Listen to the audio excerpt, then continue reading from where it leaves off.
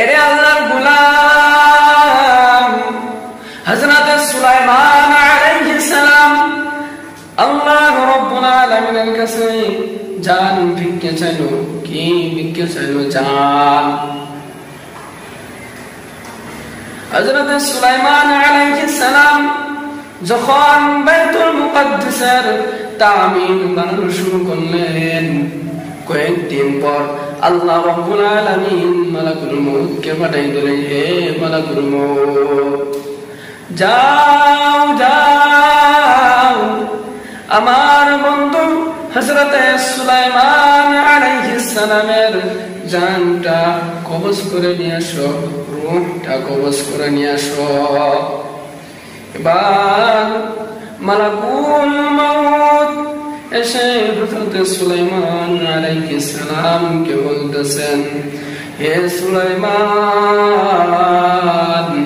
তোমার মৃত্যুর সময় হয়েছে, এবার তোমার এই দুনিয়ার মায়া ত্যাগ করে পরকালে যেতে হবে। এবার হযরত সুলাইমান আলাইহিস সালাম সেই ফেরেশতাকে বলতেছেন, হে মালাকুল মউত, তুমি যাও যাও আল্লাহ রাব্বুল আলামিনকে বলো, হে পরওয়ারদিগারে আলম, হে শাহনশাহে আলম, তোমার বান্দা কয়েকদিন সময় তোমার কাছে ভিক্ষা চায়, কেননা তোমার ঘর বাইতুল মুকাদ্দাসের তামির বানানো শুরু করেছেন, তার জন্য কয়েকটা দিন তোমার কাছে ভিক্ষা চায়। কে চাইতেছে ভিক্ষা? এই ওই বাদশা, যেই বাদশা হাওয়াকে হুকুম করতো, যেই বাদশা জিন জাতিকে হুকুম করতো, এই ওই বাদশা, যে বাদশা আল্লাহ রাব্বুল আলামিন যাকে পুরা দুনিয়ার বাদশা দিয়ে দিয়েছিলেন। জোরে বলেন সুবহানাল্লাহ। আজকাল তাই ভিক্ষা চাচ্ছে, নবী হইয়া তবু আল্লাহ রাব্বুল আলামিনের কাছে জানটাকে ভিক্ষা চায়। আর আমরা কেমন মুসলমান হলাম? নামাজ পড়ি না, নামাজের দিকে আগ্রহ নাই, আমরা কেমন মুসলমান হলাম?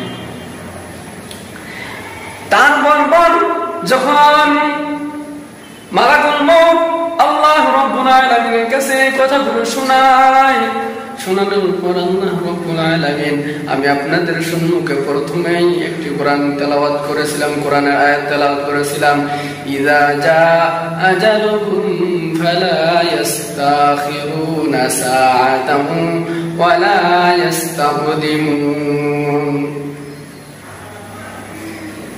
যখন মৃত্যুর সময় চলে আসে, যখন কোন ব্যক্তির মৃত্যুর সময় চলে আসে, সেই ব্যক্তিকে এক সেকেন্ড পর্যন্ত সময় দেওয়া হয় না।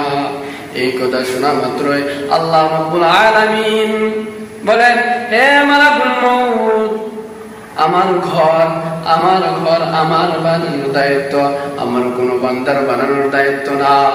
এই কথা মালাকুল মউত শোনা মাত্রই হযরত সুলাইমান আলাইহিস সালামের জানটা কবজ করে নেয়।